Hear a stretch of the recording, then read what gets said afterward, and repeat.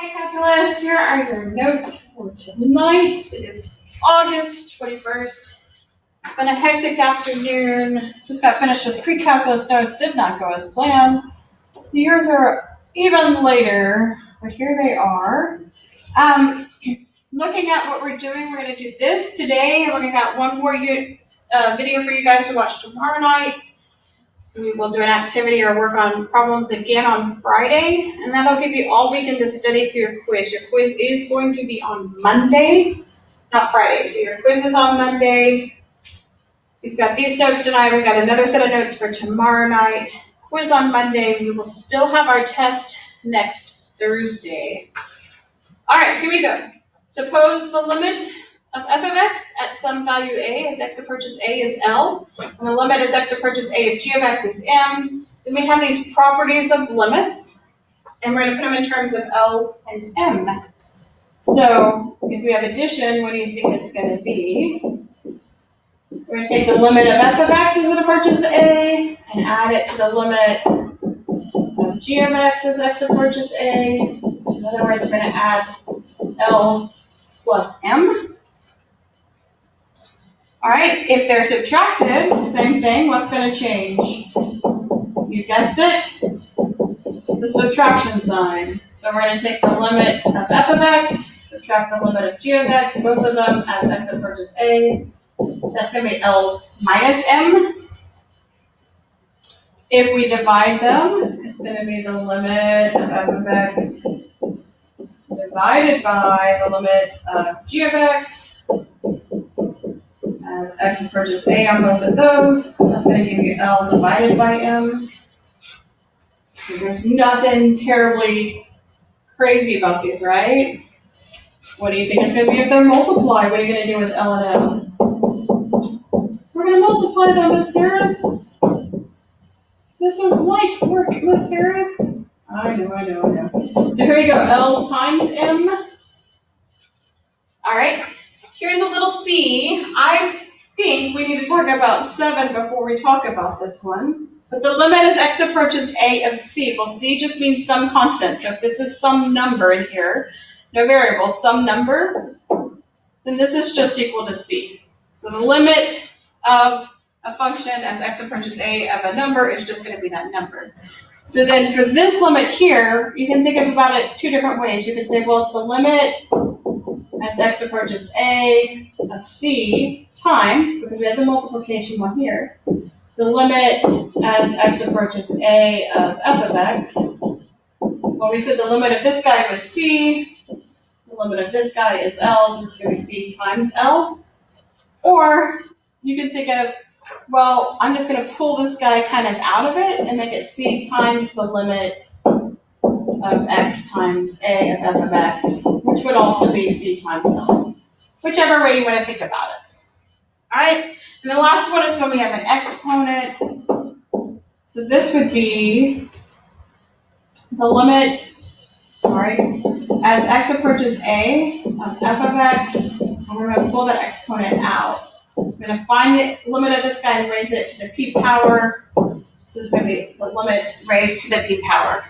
And those are our 7 basic properties of limits. And we're going to put that to test on graphs starting now. Here we go. Here's our graphs. Actually, I need to make this a little smaller so we can see the graphs and the problems on the same page, which is going to make it hard for me to write, but here we go. All right, we've got the limit as x approaches 2. What's that little negative sign mean? It means approaches 2 from the left-hand side. So we're going to approach 2 from the left-hand side of both of these functions and add it together. So the limit as x approaches 2 from the left-hand side of f of x plus the limit as x approaches 2 from the left-hand side of g of x. All right, so looking at f of x, if I approach 2 from the left-hand side, we get up here to 3 plus. Come over to g of x, approaching 2 from the left-hand side, we're up here at 1. 3 plus 1 would be 4, so this limit is equal to 4. All right, for 2, I'm going to pull the constant out in front, so 2 times the limit x approaches -1 of f of x. Wow, this was supposed to be -1. minus 3 times the limit as x approaches -1 g of x. All right, that's going to be 2 times, so we're approaching -1. So what's our limit at -1? We're getting close to -6 on both sides, so it's -6. For g of x at -1, we're getting close to -1 for both sides, so it's going to be minus 3 times -1. All right, so 2 times -6 is -12. -3 times -1 is 3. So this guy's going to be -9. All right, let's look at the limit as x approaches -3 of f of x minus g of x. So the limit as x approaches -3 of f of x minus the limit as x approaches -3 of g of x. All right, at -3 on the f of x graph, we're getting close to -2 on both sides. So this is going to be -2 minus. At -3 on the g of x, though, what's happening here? We're going to positive infinity, negative infinity. Does an overall limit exist? It does not. So this piece doesn't exist, which means the problem, the big problem, f of x minus g of x does not exist. So if one piece of it doesn't exist, the overall big picture doesn't exist.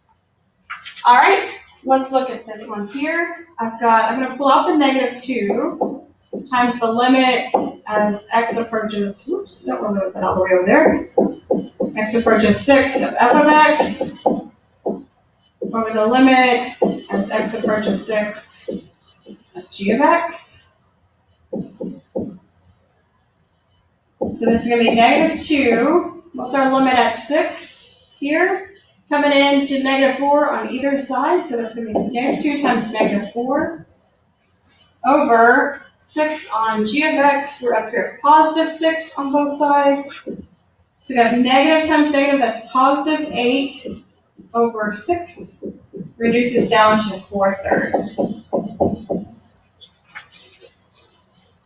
All right, we've got 2 times the limit as x approaches 4 of f of x times the limit as x approaches 4 of g of x. All right, so that's 2 times. Let's look at 4 on f of x. We're approaching -3 from both sides. Times 4 on g of x, we're approaching 4 at both sides. So 2 times -3 is -12. Sorry, thinking too far ahead. 2 times -3 is -6 times 4 is -24. All right, I'm going to pause the video here. Or sorry, I'm going to stop the video here. Why don't you pause your video? That's what I meant to say. Oh my goodness. I'm getting into one big smart file. I don't know if this is going to work very well. Oh, here we go. Go slow. Here we go. Go ahead and stop your video here, or pause it. See if you can get these, and then go to the next video, and we'll go through these on the next video. But go ahead and do a little you try here, see if you can figure these out. Admittedly, the ones on the next page are hard. Oh, also, do not do the one that has the square root. I think that's a bad problem because we've got it scratched out on our answer key. So forget that bottom left-hand corner of the first page there. Don't do the square root one. Try the other 1, 2, 3, 4, 5 problems and start the next video. See if you got them right.